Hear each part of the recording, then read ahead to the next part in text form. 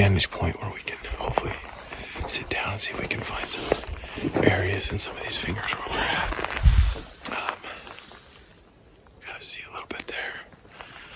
We're just studying the maps and trying to figure out if we can get a good spot here and hopefully find them crossing through some of this. There's a good track moving in here this morning, so hopefully that's a good sign. We just gotta see if we can find a spot where they'll be too. Come on, come on, come on, come on, come on, come on. Don't know what you do, but you make me feel fine. And you can't deny we are not just killing time. You should let me know if you want this true. Baby, you just make me feel crazy. A little crazy for you. Hey. Well, round one, deer 1S0. Went into a spot, hiked back in, found some ridges and some fingers to kind of look around, try to find a good spot to sit, and we started heading to a place where there's some clearings, and as soon as we got there was another hunter sitting there. So we've heard some shooting kind of up and around us, and hopefully the deer are starting to move, but we are going to move as well on the spot number 2.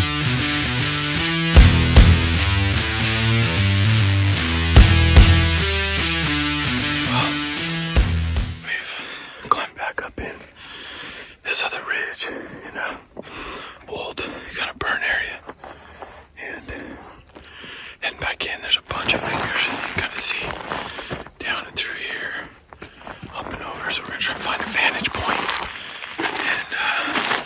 and see if we can glass a little bit and see what happens. So should be a good spot. Some good intel on the spot, so fingers crossed. We have sat this ridge for about hour and a half, kind of watching all these drainages down below us here. We took a short nap. We had a little something to eat, and now I think we're gonna go over there, over yonder, up in that range right there, and we're gonna see what's on the other side of that. So it's about 11 o'clock, so hopefully we can find him either traveling through or sitting down, but the only thing sitting down right now is us.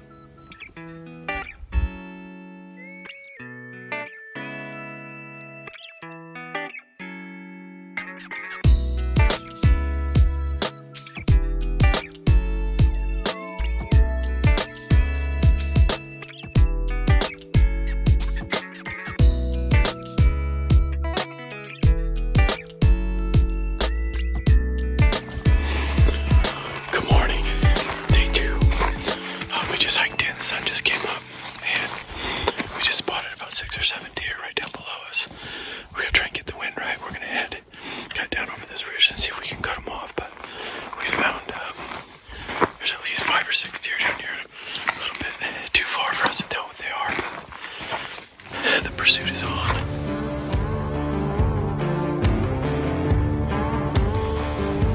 Just heard some shooting over a ridge from us, and we got this fog moving in. We just heard a deer below us, but we're having a hard time even being able to see it. This fog literally just creeped in right on top of us. Just as Jason got in position to take a shot, you could see the fog was moving in. We actually heard the deer come over the ridge, and we could see him slightly as he began to make his way down a game trail. As Jason tried to pick him out with his rangefinder, unfortunately, the rangefinder was only hitting the fog and never would give us an accurate range. We had ranged that hill prior to the fog coming in, and it actually was only about a 200-yard shot, which would have been well within our range to take a good and ethical shot. Unfortunately, today wouldn't be our day. We sat back, contemplated what were the odds of Mother Nature ruining a shot and an opportunity like this. But oftentimes, that's the way it goes when you hunt. You take your chances, you put yourself in the best positions, and sometimes things just don't work out.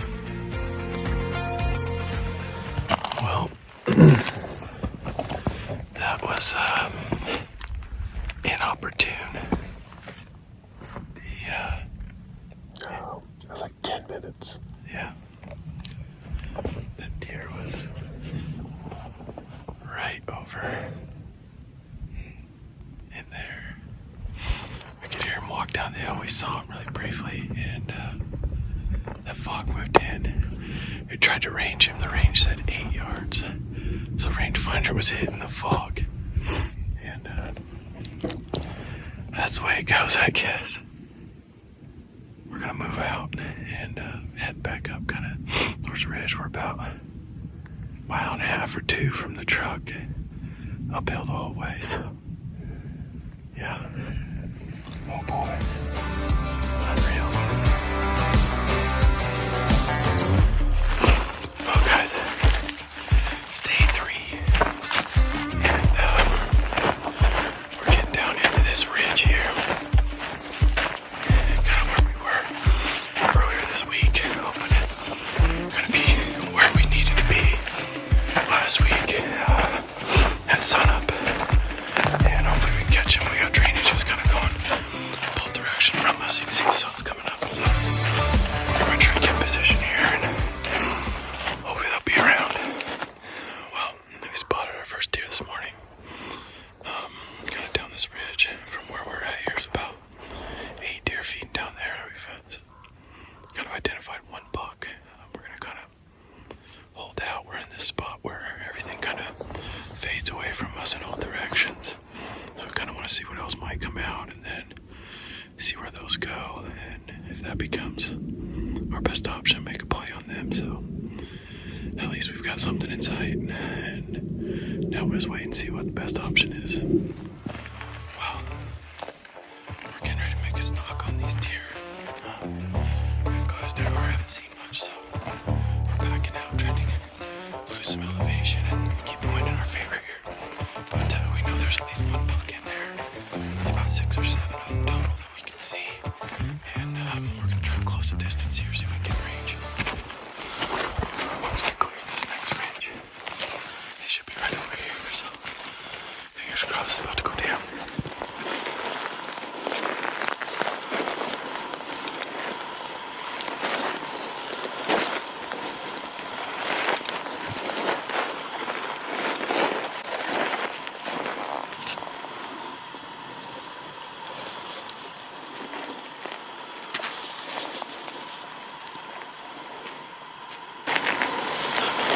Right on the other side of this range.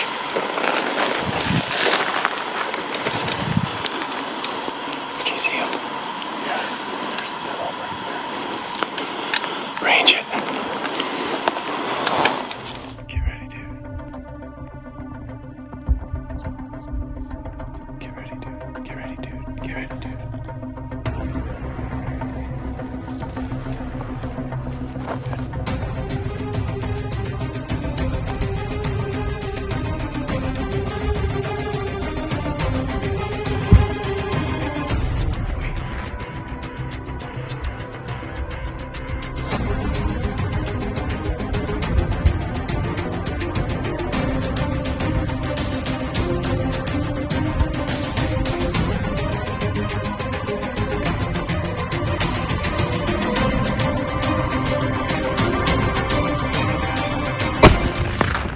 Got him. And the culmination of what we thought was going to be a great hunt, a couple of hard days out there in the woods. And, you know, that early morning we get down there, spot these guys about 400 yards away and decide to put a stalk on them. We had to clear a couple of ridges, getting out of their sight, and finally get over that final ridge. And, you know, that shot, that moment we thought was perfect. Everything about it felt good, from the creep up, you know, to how I held my rifle, you know, where the cross marks were. And after I pulled the trigger, Joel was super excited about it. Oh, dude, you got him. Right in the shoulder. Oh, buddy. I can't believe that just happened. We just creeped in to about, I thought there was no way they were still going to be here. yeah, like 140 yards. We started out at probably over 400. I ranged them at 440.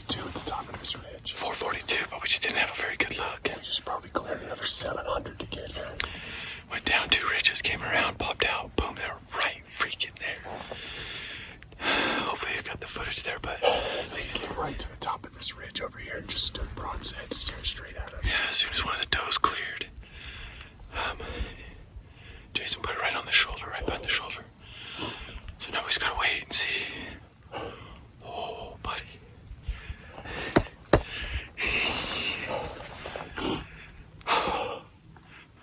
And my reaction was a little bit more muted. I think my emotions were kind of in the moment. I wasn't sure what had just happened. It was one of those things where you're just trying to take it all in and process what's going on. And I think that reaction was more of foretelling of what was about to happen. We were finding or tracking the deer. We went up to where we shot him. There wasn't a whole lot of blood. And so we started following the little droplets that we did see. And next thing you know, the droplets run out, the footprints run out. There's no body, there's no antlers, there's no animal. And so that's really where our hearts start to sink and the search started. Well, guys, we are 3 hours into tracking this buck, and we're just not turning him up. This is frustrating. It's heartbreaking. We've walked all the canyons down below where we shot him, all the way out as far as we could walk him. We're working our way back uphill now, and we've glassed every ridge, every hillside, every drainage. We're just not finding him. We never had a really good blood trail. Had blood trail for 100 yards maybe, and he just, I don't know if the shot was too far forward. Obviously from the footage you can see, we thought it got him right behind the shoulder, maybe an inch in the wrong direction, and just didn't catch anything. So this really sucks, but we're gonna keep looking, and we're just trying to figure out what possible routes he might have taken to get out of here. So fight's not over, but it's not looking good. After 2 days of searching, 10 hours, we probably covered about 5 square miles total. We looked in every valley. We looked behind every bush. We turned over every rock, and nothing popped up. And it's one of those terrible sinking feelings in your gut, knowing that you potentially wounded an animal. You can't find them, can't harvest them. And unfortunately, that's why this is called hunting. It's not called killing, it's called hunting. There's a lot of factors that play into it, and in this situation, it just didn't work out for us. We gave the animal, as much attention as we could. We tried to put forth the best ethical search for him, and at the end of the day, we came up empty-handed. But it's not something that is unique to us. It happens to hunters every year, many hunters every year, and so even though the end result was not what we wanted, the experience of being out in the woods, putting the stock on the animal, getting that opportunity was an experience of a lifetime, and something that I look forward to continuing to do year in, year out, and hopefully have greater success. Obviously, this is not the result that we would have wanted, but we understand that this happens, which is why we shared this story in this hunt. Unfortunately for all of us, there's often a time when we lose an animal that we felt we did everything right, and things just don't work out. But as we watch the last few steps of this beautiful buck as he heads into the canyon, we won't forget this deer, we won't forget this hunt, and most importantly, we're going to take the lessons learned from this hunt and apply them in the future and hope for better success. Why do I feel so low? Because you are. I'm like, You're a short guy. I'm already short, and I'm low riding in this seat. So the emotional letdown, right? At what point, you were way more tore up about this than I was. I think because I was still in that shot moment, and I'm still trying to process everything that happened. At what moment did your heart sink and go, "Oh crap! I think we just wounded a really nice deer, and we're not going to find him"? We shot ridge to ridge, and we didn't take a ton of time. We go downhill, come back up, and we get back over, and I think my initial response was like, I just expected to see that deer just somewhere down, Right. you know, like I just anticipated it. And when we didn't see a lot of blood, my first thought was, oh no. Right. And I think that as we glassed and as we started to kind of work down in all this, you know, kind of open country down below us, I kind of thought to myself, oh boy, this is not what I expected. Right. And I think that this is not the fairy tale, like he's here, we're going to put hands on him, take a sweet grinning picture, pack his meat up, and get out of here. Right. Yeah. Like I said, I think when you started to have that kind of emotion, I think it started to hit me more of like, this is no longer a hunt, this is a recovery, right? Or this is now a tracking mission, and we have no idea where he went because there were so many fingers, so many ways that he could have gone downhill. You know, we were right up against a property line, and so, you know, one of the thoughts was, well, he ran through the property line and we can't chase, right? It's a county line, so you know, we'd have to go to the city or to the state and say, hey, can we pursue in here? And that's, you know, that's a whole nother subject. But you know, I think initially we all thought it's going to be right there, right? We came over that ridge, we saw the does that were only about 100 yards ahead of us, and we thought, well, they're running away, and you know, he's got to be somewhere in there. And I mean, we combed. We looked every corner, every inch of that space. You know, I went back the next day and did the exact same thing, and nothing happened. So, I think it's like two-part for me too. It's like, number one is this amount of work we've done to get there, and you're part of you's going like, you want that like finality of success. Sure. And then the other part of me was this like awful feeling knowing that deer was wounded. Right. And I think it's part of where people that maybe are non-hunters don't understand. It's like our appreciation for that animal still is so high. And like even thinking about it, I thought about it this morning driving in, where I'm just, it kills me to know that we don't know what happened. Right. And that's the hard part. And at the same time, it's like you said, it's why we call it hunting and not killing. Yeah. Right. So, and I think too, you know, you and I both put a lot of work in, just over the last couple of years for a moment like that, where we have the perfect shot, you know, the perfect scenario represented itself, a really nice animal to harvest. It's not like this was, you know, we're not talking about a little forky. This was a substantial buck.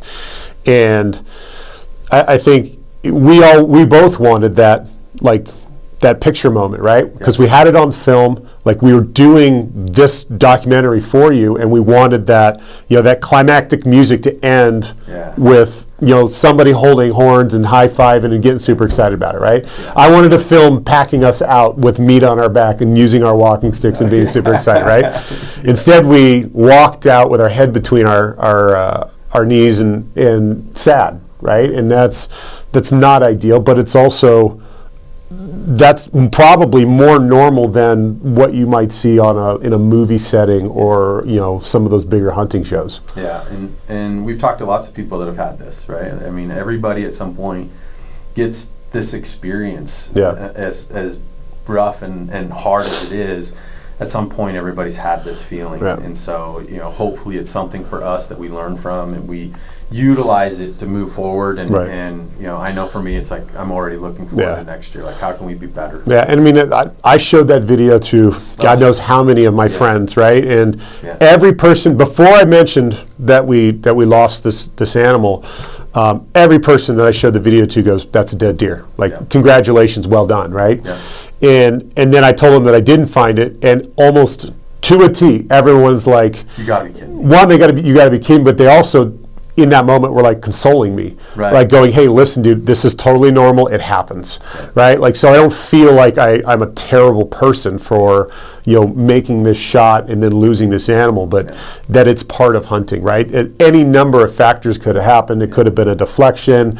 You know, you could have, you know, pulled the trigger and just jerked it one way or the other as it was happening, like inch or two one way or the other. A couple, so I think it gave me more peace as a hunter to know that, hey, yes, you know, I feel terrible that we lost this animal, but I also don't feel as bad knowing that I'm not the only person in the world that this thing has happened to. Right, and again, the shot was, you know, even thinking about, the start of it, which is like, Right. oh, we spot them at 450 whatever Yeah. yards, and you see other guys going, why didn't you shoot them there? Right. Right. And for us, it was also being part of knowing what we feel and deem as being ethical, and Sure. knowing our own limit and Right. range and those things. And for us, it was, that's not our shot. Right. And we didn't like how the setup where we Yeah. were and where they were. So we're going to make sure that we got close enough. 140 yards, holy cow, right? Yeah. Like, That's a that- chip shot. It should be a chip shot, Yeah, right? and, And that's, uh, I mean, I felt comfortable anywhere between like 150 and 200, 250 maybe. Like I didn't have to make a whole lot of adjustments to my rifle at that point. We're bow hunters by preference, I guess. Yeah, I didn't So even have a gun with me. so the idea that we were trying to get closer, I think, was part of that bow hunting instinct of we need to be closer to make a better shot, right? And I think where we got was a perfect place to be, right? I think we got a great view of the animal to make sure it was the right one for us. I think from a distance, he wasn't going to shrink on the ground. correct, right? Yeah, Right, exactly. Guys get up and go, oh, like we thought he was so much bigger for Right. 600 yards. Right. We knew how big he was the minute Yeah, we saw him. right. And so I think that us trying to get closer and place a better shot was the bow hunter in us doing that, right? But also, like you said, the ethical side of things, going, all right, if I'm going to do this, I don't want to nick them, I don't want to ultimately wound them, right? Like I did, but we wanted to give ourselves the best opportunity to make an ethical harvest, and unfortunately, it just didn't work out.